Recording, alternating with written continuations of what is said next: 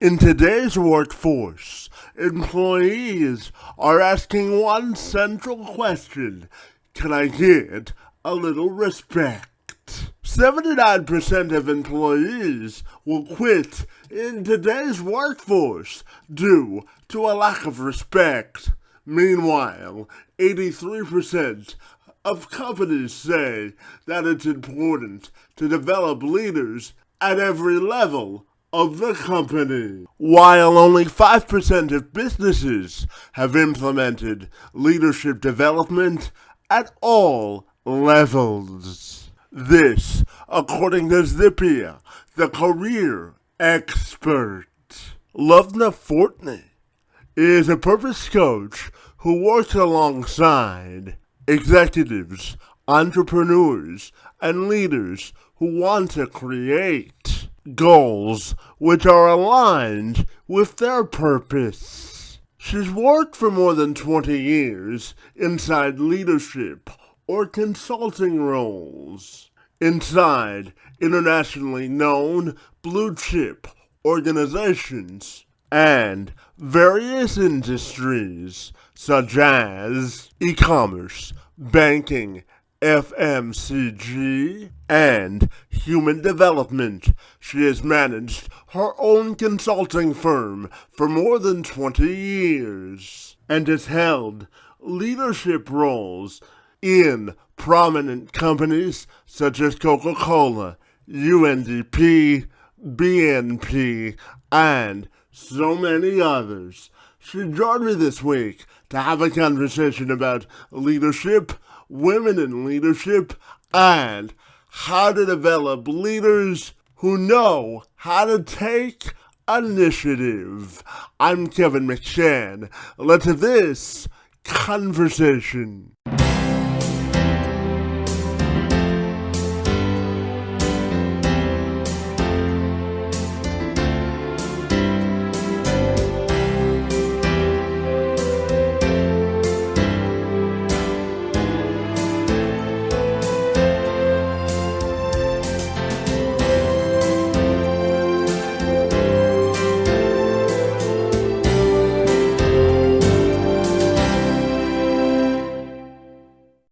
Absolutely. So, Lubna, if you're ready, I'll take a moment to welcome you to the program. And I'm super excited to learn about how you help companies navigate leadership this morning. Great to be with you, and thank you so very much for being here.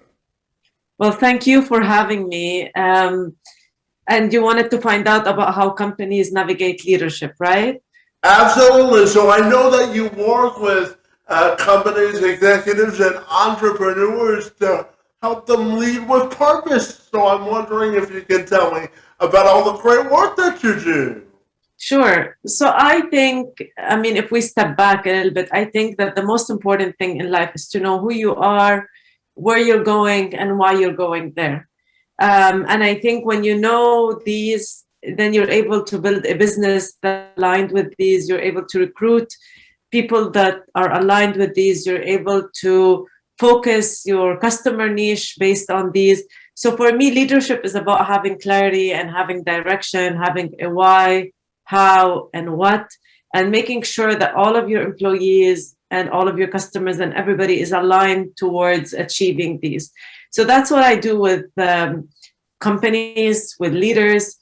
I try to help them find and articulate their why, how, what, and who is their target audience.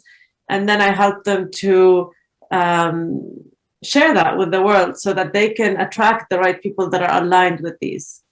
Yeah, absolutely. And what does it mean to you to develop a winning company culture?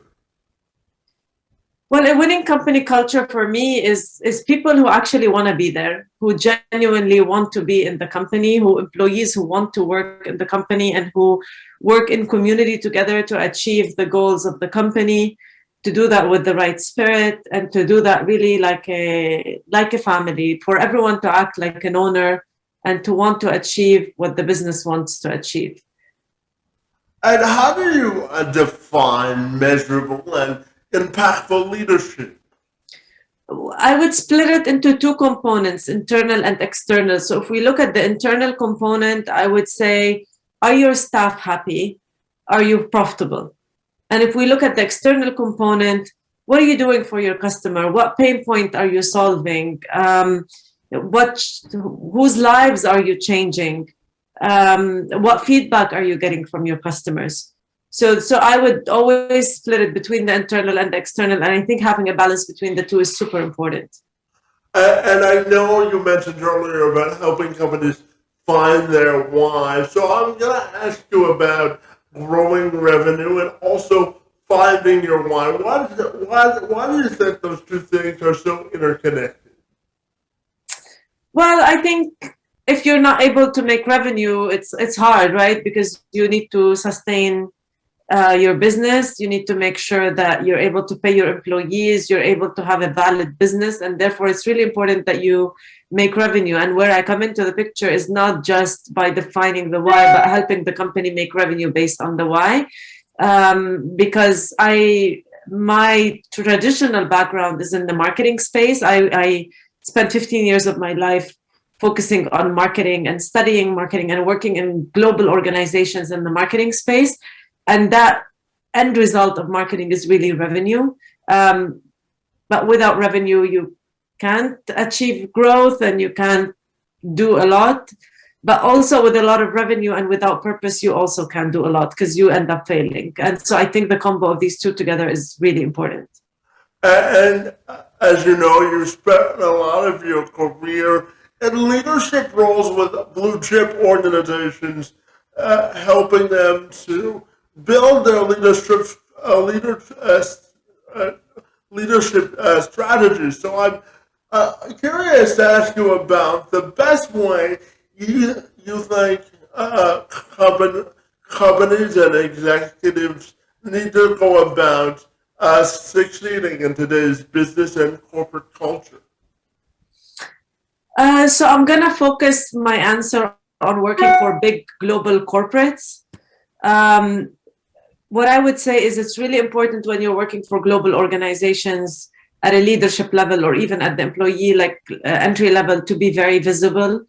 I think being visible is really important. I think political awareness is really important, knowing who's who, knowing who's the decision maker, knowing the top 3 to 5 projects that are the company's lifeline and attaching yourself to these, keeping the big picture in mind. I would say these are the right lessons and knowing really what you want and how to get it. And Lubna, tell me, how do you think companies need to go about setting effective business goals to really elevate and advance the status of their company? So look, I think it's really important to have big goals in mind, but what we've seen with COVID is even if you've had amazing business plans and goals, in life you have to be ready to shift these goals. So I think it's important to have goals that are smart and to keep these flexible so you're able to navigate the uncertainties. But goals around your why, your how, your what, your purpose, your target audience, and making the customer the center of these goals are really, really important. But also, again, with the understanding that these are just goals, we want to achieve them, but we want to be very flexible so that we can adapt to whatever comes our way. And Lubna, I'm going to share with you. So I was born with cerebral palsy, and part of my work outside of hosting this podcast is helping individuals with disabilities find and maintain employment. So with your experience, I'm curious to ask you about the importance of infusing individuals with disabilities into the workforce and how you think we can make that a more seamless process.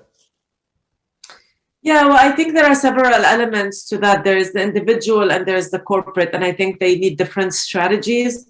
But I think, I tend to view things differently from other people. So I want to go back and read maybe one sentence from your website, if I may. You wrote on your website, and I want to prove a point. You say, rather than dwell on his personal restrictions, the greatest gift he could ever give the world is to celebrate his life and all the lessons he's been put on earth to teach. So basically what you're saying there is personal restriction. And what my point is that we all have different abilities in this world. We all come in with very different abilities. A person who may not see physically sees, but in other ways. Everybody has different abilities. Today, I have strength and I have weaknesses. I have some abilities and I have others that I don't fulfill. So it's just about really recognizing people's strength, celebrating people's strength, and focusing on people's strong abilities. And where possible, developing the weaknesses. But I don't really tend to view I don't tend to view disabilities. I think that everybody is differently abled, I would say. I think today you're talking to me, for example, or any other person on your podcast, you have no idea what I'm going through mentally. And if I'm going through something tough mentally, you're not going to label me as having a disability. Yet if you look at everybody globally, there's so many people who are suffering mentally, especially post-COVID. Yet they're still working, right? It's just a different ability. Everybody has different abilities and we need to celebrate these. So that's what I would say to the individual. They need to do what you've done. I think you're a wonderful example. You have celebrated life. You have celebrated the lessons that you've been put on earth to do. You have recognized your purpose. And that's what every individual has to do. And to the companies that are listening, I would say they need to do the same thing. They need to stop the lip service. I would love for companies to stop the lip service because I think a lot of global companies are very good at that. But just walk the talk and make it happen and broaden your perspective. Yeah, absolutely. And I know one of the things that is most important to you is helping to elevate women in leadership positions. And you certainly have dedicated a large part of your career to being a change agent in this space and uplifting women in this area. And I know you work with women at work to coach women on finding their purpose and building a winning personal brand. So I'm wondering if you can tell me more. Sure. So I think women need all the support they can get. I think as a community, we need to stand together and help each other. If you look at statistics, 64 million women have left the workforce in 2020, and that's a really big number. And 1 in 4 chose to downshift their career or thought about downshifting their career. And I think that we need to change the game. We need to keep working on having women at leadership roles, helping them bounce back, helping them articulate their purpose, helping them be visible, helping them manage politics and create their own formula around balance. Every person's balance formula is very different. And I think they need to choose the balance formula that gives them the right peace of mind, whatever that is. But I see no reason why women shouldn't, elevate themselves to do whatever they choose to do in their life. Yeah, and building on that balance formula, I also think it's really important that representation matters, and just people that are typically marginalized into leadership positions. So tell me, how do you think we can elevate not only women but other marginalized groups into leadership positions? Yeah, so I have mixed feelings about quotas, to be honest. I think there are pros and cons to having quotas. I think it's just important to keep the conversation going, to push companies to not do lip service and to walk the talk, and for individuals to step up. At the end of the day, the woman herself has to believe in herself, and she has to be the one who steps up. And when she does step up, and she shows her true self and her own enthusiasm for getting certain things done, I think people would make that choice. And it's the same for any individual that is marginalized. They have to show up. They have to be visible. They have to unmute themselves and give themselves a chance. And I think a lot of marginalized people actually take a step back because of many different reasons. And I want them to take a step forward rather than a step back. Yeah, absolutely. And Lubna, tell me, how do you think we'll know that we've made a significant progress when it comes to diversifying leadership in business? A significant progress. Well, I think when we have like a very well balanced, diverse boards, diverse leadership committees that are balanced, including everybody who is marginalized, and when we have diverse governments, so diversity across the board, I would say. Yeah, absolutely. And I know that you're calling in this morning from Ottawa. So tell me, what's the best part for you being Canadian? What is the best part of me being Canadian? I think Canada is a beautiful, diverse country, and I enjoy the diversity that comes with Canada. Canada accommodates people from all walks of life to come here and to thrive, and I think that's wonderful. Yeah, and when you're not helping people elevate their leadership strategies, I'm curious, what do you like to do for fun? Well, I have 3 kids who keep me very busy. So I try to have fun with them. And I love to just walk in nature when the weather is nice. It's not as enjoyable for me when it's snowing because I like warm weather. But I love to just be outdoor in nature, walking and just feeling nature whenever I can.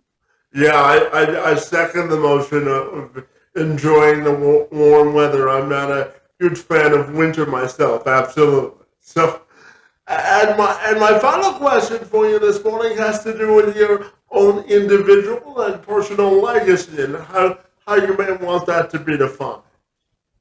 So my purpose is to inspire as many people as I can to live with purpose and to leave a story behind, because I really believe that in the end, the only thing that matters is the story we leave behind. So if I can inspire as many people that cross my path to do that, that's how I would love to be remembered. And I would love to be remembered as somebody who stood for their values, even when they stood alone, and even when standing for our values is very, very hard, because it's a tough job to always stand for your values, stand for your purpose. It's a lonely journey sometimes, but I think it's worth it.